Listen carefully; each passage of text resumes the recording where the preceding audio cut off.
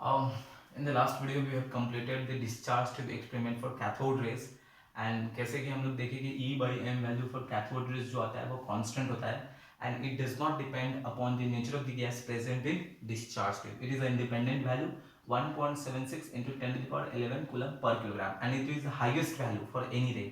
E by m value of cathode rays is constant and maximum. Constant and maximum होता है. It is the maximum value any रे जो भी particles पढ़ते हैं इलेक्ट्रॉन प्रोटॉन न्यूट्रॉन जितने भी पार्टिकल्स हम पढ़े हैं उसमें जो E बाई एम वैल्यू जो होता है कैथोड रेज का मैक्सिमम होता है क्योंकि ये इलेक्ट्रॉन ही है तो इलेक्ट्रॉन का मास तो मिनिमम है तो ये जो E by M value is highest E by M value for cathode rays. अभी हम आते हैं एनोड रेज पे. ओके इसमें फिर कैथोड रेज में आगे कंटिन्यू करेंगे. अब next portion coming to the portion anode rays. Anode rays is also known as canal rays and वो क्या था it is the flow of positive ions. It is the flow of positive ions. तो it is the flow of positive ions. अब उसका जरा discharge tube experiment देखते हैं. अब उसमें डिस्चार्ज ट्यूब एक्सपेरिमेंट देखते हैं. तो discharge tube experiment anode rays के लिए देखते हैं.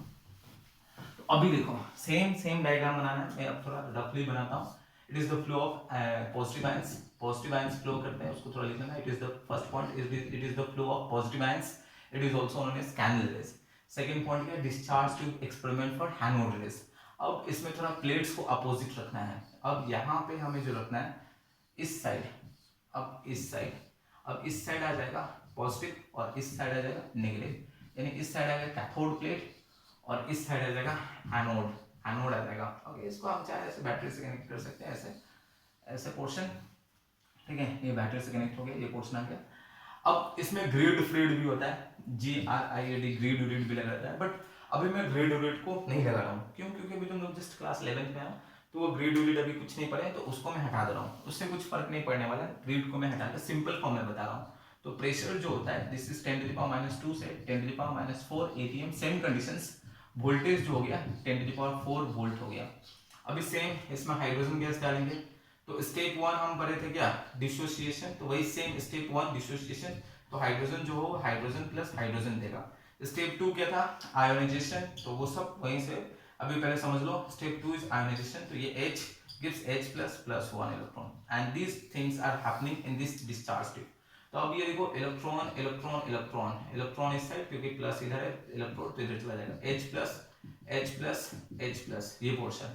तो अब this H plus will move towards this plate. ये प्लेट की तरफ मूव करेगा. ये पोर्शन ये प्लेट की तरफ मूव किया ये पोर्शन. तो this is known as anode rays. Flow of positive ions. तो this is known as anode rays. ये पोर्शन हो गया.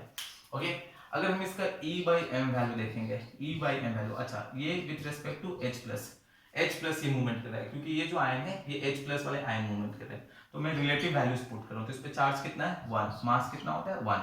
Suppose if this gas is replaced by oxygen. If this gas is replaced by oxygen से वो gas replace कर देंगे. तो step 1 is dissociation. तो ऑक्सीजन का डिसोसिएशन होगा तो ये रहेगा O एंड O. ठीक है. फिर स्टेप 2 इज आयनाइजेशन. तो ऑक्सीजन जो आयनाइज होगा O प्लस 1 इलेक्ट्रॉन होगा.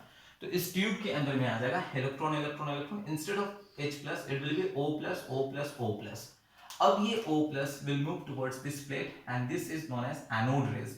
ये पोर्शन आएगा एनोड रेज. ये इसको हम बोलेंगे एनोड रेज. अब इसका E बाई एम वैल्यू देखते हैं. तो E बाई एम वैल्यू अब आ गया हमारा O प्लस मूवमेंट कर रहा है O प्लस. तो इसका चार्ज रिलेटिव चार्ज 1 है एंड ऑक्सीजन का मास होता है 16.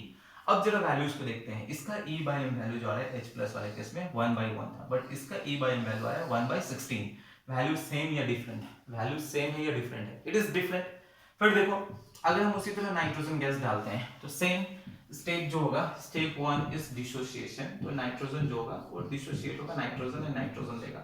Step 2 is ionisation. तो nitrogen will ionise and it will give nitrogen plus 1 electron and these things are happening in the इसके अंदर में डिस्चार्ज ट्यूब के अंदर में. तो अगर अब उस केस में देखेंगे तो ये जो होगा इलेक्ट्रॉन तो होगा लेकिन इसके साथ n प्लस और ये n प्लस होगा and these are anode rays. अब इसका E बाई एम वैल्यू जरा देखेंगे ऑफ n प्लस. तो it will be 1/14. It will be 1/14. तो लुक हियर अगर H प्लस था तो 1/1 था. O प्लस था तो 1/16. n प्लस हो गया तो 1/14. मतलब हाइड्रोजन गैस हो ऑक्सीजन गैस हो नाइट्रोजन गैस हो हर केस में एनोड रेज के लिए E by M value is coming different. ये वैल्यू जो आ रहा है डिफरेंट आ रहा है. तो E by M value of anode rays is variable. या हम बोल सकते हैं E by M value of anode rays is is not constant and it depends upon the nature of the gas present in discharge tube. The E by M value of anode rays depends upon the nature of the gas present in discharge tube. Discharge tube में जो gas present होगा, okay, तो E by M value उसी पर depend करता है. Okay, समझ में आया नहीं आया? क्योंकि एनोड रेज जो होता है it's not constant, it is a flow of positive ions, ठीक है, लेकिन कैथोड रेज जो होता है वो कांस्टेंट होता है, it is flow of electrons, इसलिए उसका E by M वैल्यू हमेशा कांस्टेंट रहता है. बट एनोड रेज के केस में क्या होता है, अब एनोड रेज H प्लस भी हो सकता है, H प्लस अगर फ्लो कर रहा है इसको भी anode rays, O plus flow कर रहा है इसको भी anode rays, C plus flow कर रहा है ये भी एनोड रेज, इसलिए इसके मासेस अलग अलग आएंगे, इनफैक्ट चार्ज भी अलग अलग आएगा. सपोज मैं 2 इलेक्ट्रॉन निकालूंगा N2 प्लस, तो ये भी एनोड रेज, तो इसका E by M value vary करता है. तो लिखेंगे anode, the E by M value of anode rays is not constant, या फिर ऐसा लिख सकते हैं the E by M value of anode rays depends upon the nature of the gas present in discharge tube. तो this was the basic difference. फिर आगे हम बढ़ते हैं, नेक्स्ट वीडियो में हम आगे कंटिन्यू करेंगे कैथोड रेज और एनोड रेज में, फिर magnetic field and electric field में उसको ले जाएंगे. तो these are the basic points, इसको नोट कर लेना अच्छे से. मैंने जैसे जैसे अच्छे से बताया था, एक तरफ कैथोड रेज एक तरफ एनोड रेज. कैथोड रेज का डिफिनेशन, एनोड रेज का डिफिनेशन कैसे कैसे कंप्लीट करोगे मैं बोल रहा हूँ. देखो ऐसे गिव अ हेडिंग, एक अच्छे से डिफरेंस दे देना, एक तरफ कैथोड रेज दे देना, ओके, और एक तरफ एनोड रेज दे देना. अब इसमें पहला पॉइंट डिफिनेशन इसका लिख देना, जैसे मैंने बताया था यहाँ पे फर्स्ट पॉइंट इसका डिफिनेशन लिख देना.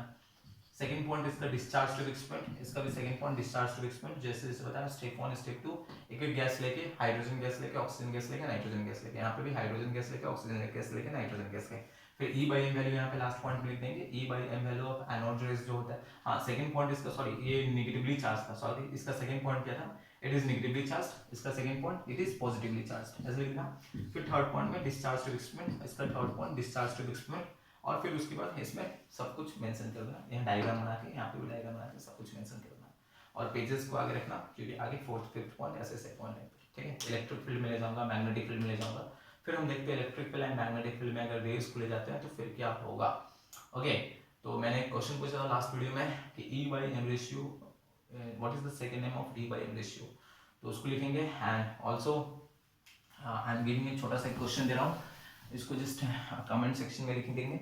Arrange the following particles in decreasing order of their E by M ratio. Electron है, प्रोटॉन है, न्यूट्रॉन है, ड्यूटेरियम आयन है एंड अल्फा पार्टिकल है. तो you have to arrange this particles in decreasing order of their E by M ratio, in decreasing order of their E by M ratio. इसको बनाओ, छोटा सा question है, easy सा question है, and write in the comment section. तो see you all in the next video, thank you. Okay.